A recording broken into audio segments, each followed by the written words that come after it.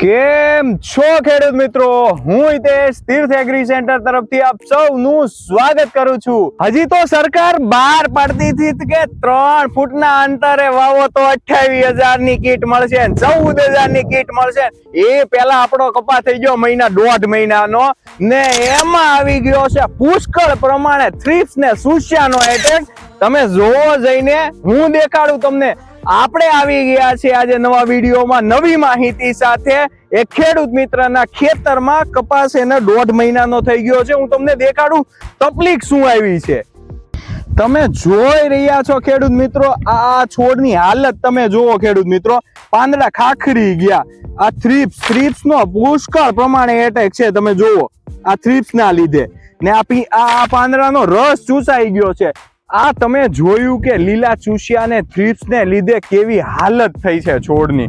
તો આ સમયે આપણે શું કરવું જોઈએ? તો એના માટે આપણે વાપરવાની છે સાગા. કોપીવા લાઈફ સાયન્સ કંપનીની સાગા. જે કંપનીની એ માટે કહું છું કે રિઝલ્ટ એનું સ્ટાન્ડર્ડ મળે.